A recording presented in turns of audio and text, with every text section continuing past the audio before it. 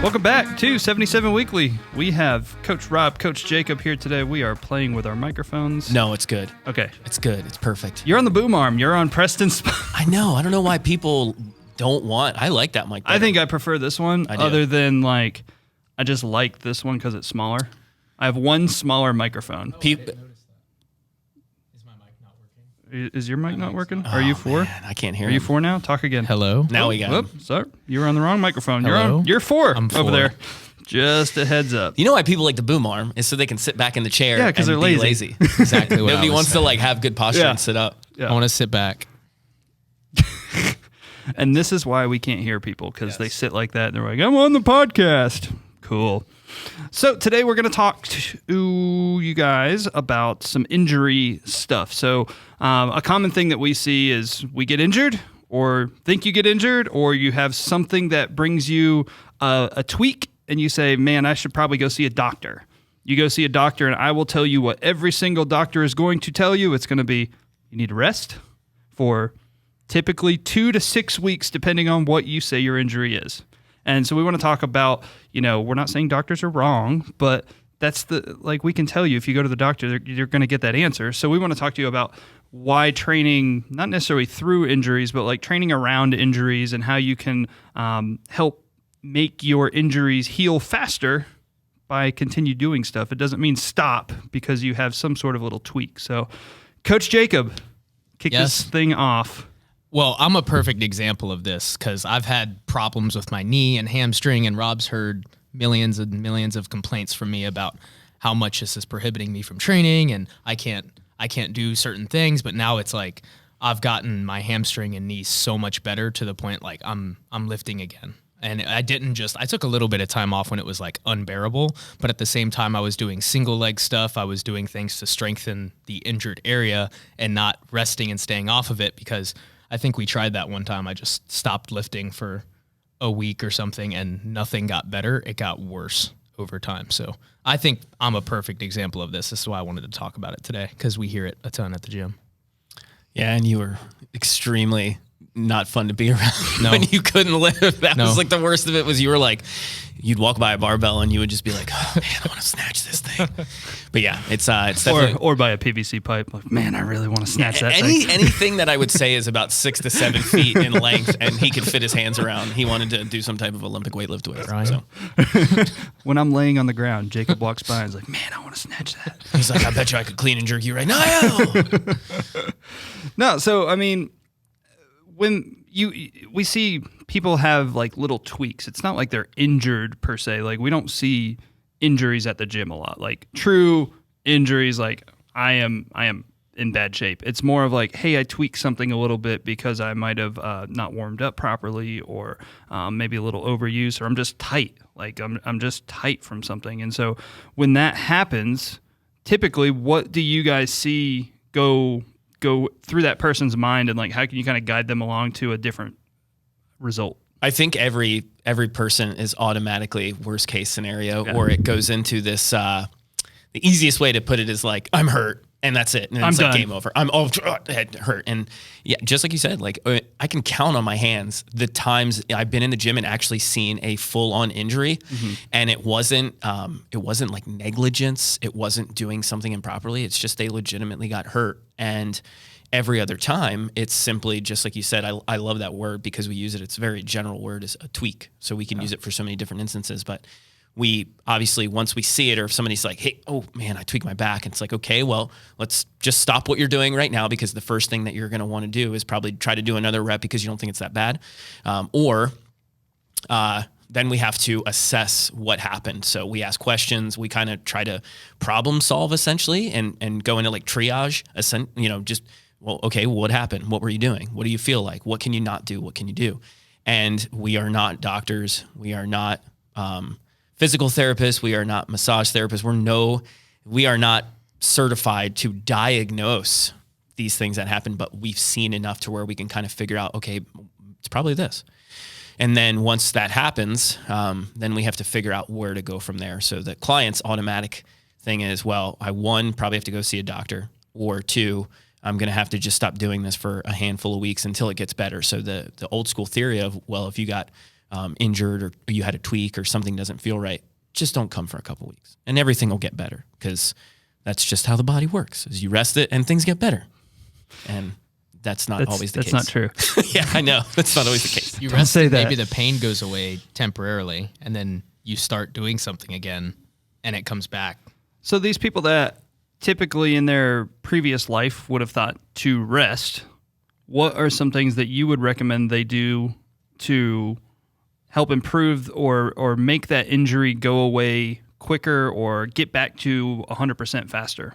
Yeah. I mean, I think the easiest thing to put it is if it's something that we feel like is really bad, or we're like, all right, just stop doing what you're doing, we're going to get through it. And then we see them the next day and they're like, it got worse. The first thing that's probably going to come out of our mouths is you should go see somebody. Either go see Dr. Dan, go see a chiropractor if it's something like that, like I guess you could say like joint or like skeletal or even muscular. If it's something worse than that, then we're like, hey, you probably should go see a doctor, or get referred to somebody along those lines, or maybe talk to a PT. So after that, if they come back and they're like, yeah, like they pretty much just said that I tweaked my back. Like let's say it was a deadlift and somebody pulled and they're like, oh, and you can see it. It's always the same thing. They're like, oh, dude, I think I tweaked my back. And you're like, all right, well, don't deadlift right now. Yeah. Oh, shit. Oh. And then. Yep, I've seen that many a times. Yeah. And then you make sure that their back doesn't like seize up. So you want to keep them, like don't immobilize them and be like, hey, just stay right there. Because then their muscles. Move. Yeah. Then their muscles going to get super tight. So. Slap a belt on it. Exactly. Oh God. So I think if that's the case, if it's something as obvious and big as that, they'll go and they'll see somebody and they'll be like, yeah, like Dr. Dan said, I tweak my SI or something, my, just a little bit of like inflammation in my back. It's like, okay, like inflammation is fine. You just have to let it go, but we can still do other things. So there's no need to just stop what you're doing, but you probably shouldn't do 4 more sets of deadlifts. Right. And, I think a good thing for people to understand too is like and I hate this cliche, but like CrossFit, you can scale everything. So like you don't have to stop coming to the gym, even if you're in a class setting and your knee is sore and you see squats for the day. You're like, well, I can't squat. Well, I'm not going. Well, there's plenty of other things we can do with your body to get the same exact stimulus as squatting. So that's why you have coaches to help things. Rob's just looking at me like, no. We're like, if there was any reason why somebody asked, like, well, why are coaches in place versus a Gold's Gym or somewhere where it's like trainers and just staff people, like that's part of our job. Mm-hmm. Obviously, safety is number one concern, but if something does happen along those lines, that's our job, is to adjust and give them something so that they can stay, moving and all those different things, because that's the last thing that people want to do. Like literally, if your coach looked at you and said like, hey man, just like don't come back for like another 4 weeks. You can't do fitness for 4 weeks, but then you'll come back and it'll be good. You'll be good after that. You'll be fine after that. Your back will be good. And then everyone's going to, they're going to be like, oh, and they'll get down on themselves. And then, they'll lose their fitness, because that's what happens when you don't do fitness. You lose it. Mm-hmm. It's, So it's true. If you don't use it, you lose it. You don't use it. So that's like the hardest thing. But if you literally said if you said, hey man, obviously if you come in tomorrow and your back's still bad, you can't bend down and touch your toes, you're very tight. Okay. Yes, you aren't going to do a lot of these things in the group class workout, but we're going to change a couple things. I'm going to have you do them over the side. If there's another coach, they're going to work with you a little bit. If it's something really bad, if it is an actual injury or somebody needs more than just a couple days of things being adjusted, that's why we have personal training. And that's why we have personal programming. It's the same concept of we're still going to keep you moving and doing these things. We're just going to have to do it in a little bit more of a controlled setting of a one-on-one basis. Yeah. And I've seen probably the best example for me is in high school, we had our starting quarterback tear his ACL. I was like a freshman, and the varsity quarterback tore his ACL. And when he came back, he actually, once he was cleared to do everything, he was actually stronger after doing all of his rehab, because he worked on all the small muscle groups to get that knee and leg stronger. And so, his back squat maybe before was 405. He comes back and it's like, oh, well, now I'm squatting 455. And I just tore my ACL. But it's because typically we neglect other things, which is why the injury typically happens. So, Jacob, you're probably a good example to say, like, after you've kind of rehabbed certain injuries, do you see yourself being stronger in different places because of your injury? Yeah. I reference single leg stuff a lot, but like I feel like I can back squat 315, but with one leg right now. Like my single leg stuff is feeling great, but it takes a lot of time. It takes a lot of time to like really get there. I'm kind of in the middle of that process. I wouldn't say like I'm stronger. I have a lot more like awareness of the extra things that I need to do every day. Like I need to go through the same warm-up routine every single time. I can't just jump on a barbell and start trying to snatch, or I'm going to be really hurting for the next couple days. When I go through a warm-up and a cool down, I always feel better. So just that awareness has helped a ton too. Yeah. And when typically you have an injury because of typically some sort of muscular imbalance or tightness somewhere, you're just too tight somewhere. Once you work on that, you come back and it's like, wow, I didn't realize that was so weak, or I didn't have that mobility. And so now I improved it and I feel great. Yeah. And it gives you something to think about that you basically ignored until you had the worst case scenario. Mm-hmm. And that's the worst thing is to is to have the worst case scenario point out all of the things that really could like help you, because we never see the big picture. Like, we always want pull-ups or like butterfly pull-ups or all these different things. And we never see like the big picture of like what work goes into all these different things. And when somebody goes through one of these like tweaks and then we have them go do specific things, single leg stuff, a ton of it, they're like, man, like my left side is massively weaker than my right. Well, I mean, that's normal. We all have imbalances. But at the same time, when then somebody goes through like 6 weeks of, single leg stuff or single arm or anything along those lines, they come back. And then when we actually put them on a barbell, they're like, dude, it feels so much different. You're like, it's science, bro. It's like magical. And for whatever reason, then we look like geniuses, which we're not.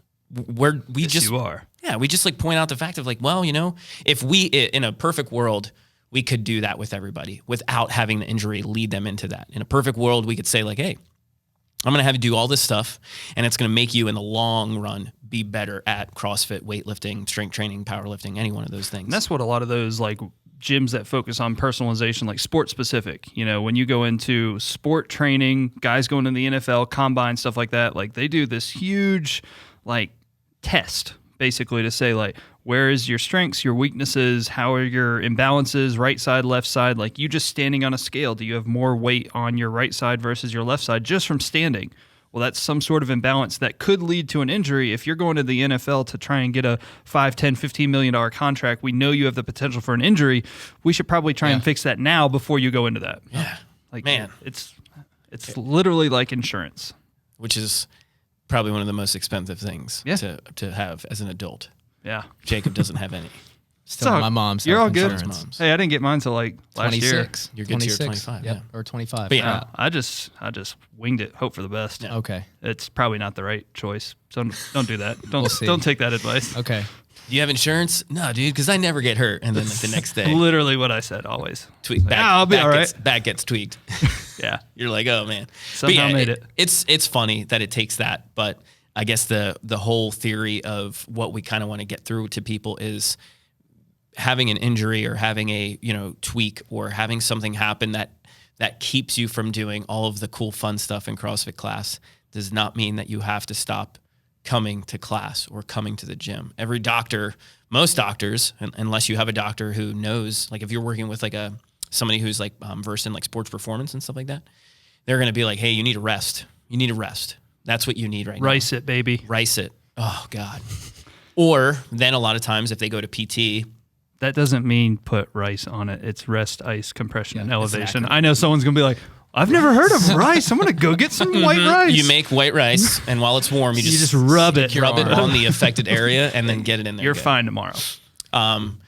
Don't do that. And please. And I'm probably going to videos if you do. Oh my God. I'm probably going to please do that. And I want to tag us on Instagram. Probably going to get a lot of heat for this next comment, but there is good PTs and there is not so good PTs. Ooh. There are, oh man.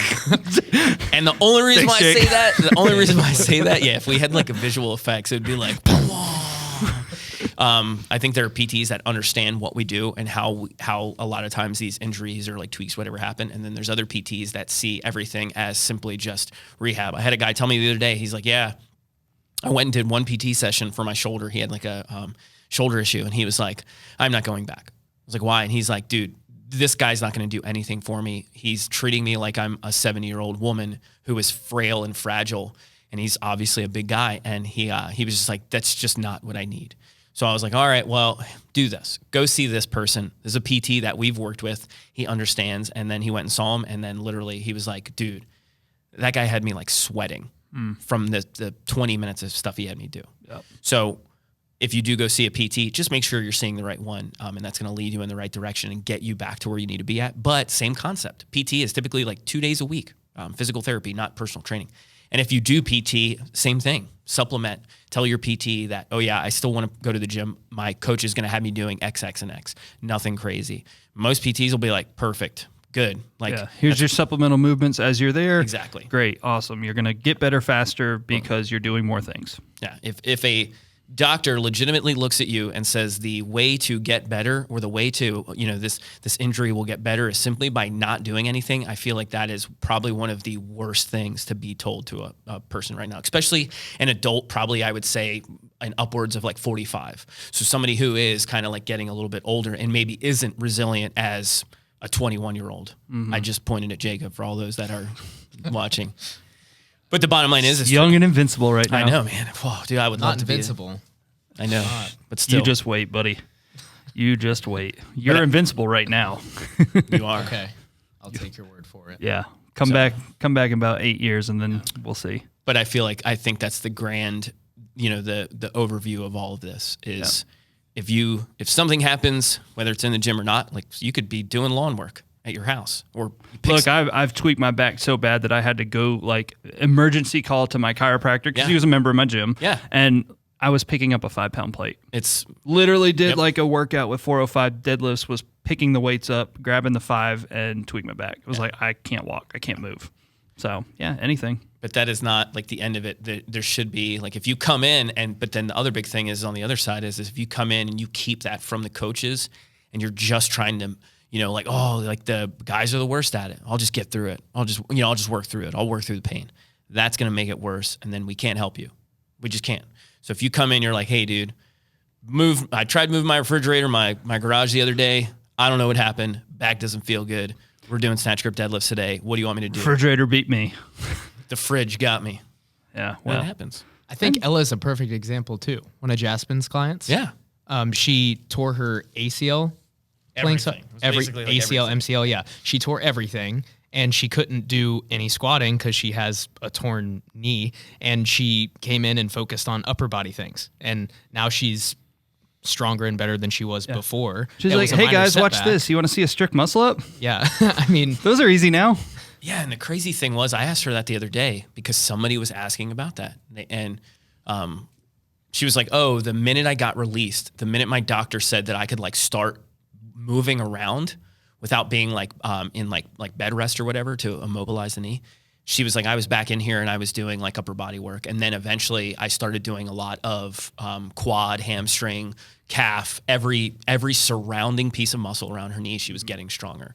So." I think that's the big thing is it is not the most glamorous stuff. It is not. It is not exciting. You are not going to have fun doing it, but it will pay off in the long run. Right. Yeah. No, guys, I appreciate you coming on. I think this was a very educational thing for people, just if this were to happen. We don't want anyone to have a tweak or an injury or whatever, but like if it were to happen, here's some things that you can do. But good job. I feel like we need to do like an infomercial. And it's those like... What about infomercial? Hey, so we're recording this one on video. We'll do like 1 or 2 podcasts a month on video. So if you guys head over to our YouTube channel, CrossFit 77. CrossFit 77. Subscribe. We'll do an infomercial for like personal injury. It's like the personal injury lawyer. But are you injured? And it shows like... Ow! Were you injured in a CrossFit accident? Ooh. You look over and it's somebody doing like a butterfly pull. They're like, ow! And you're like, oh no! Call Rob. R-O-B. And Rob. It's going to have like all the text is going to roll down, like the mesothelioma Side commercials. effects may include. Side effects may include. Blah, blah, blah, blah, Yeah. blah. So shout out to our YouTube channel because we do fun stuff like that. We do a ton of fun stuff. Yeah. So go on over there, subscribe. That's where we put all of this good stuff. So also subscribe to this podcast. Give us some comments. Let us know what you think. Oh, yeah. Other than that, See you guys next week on 77 Weekly. Peace. Later.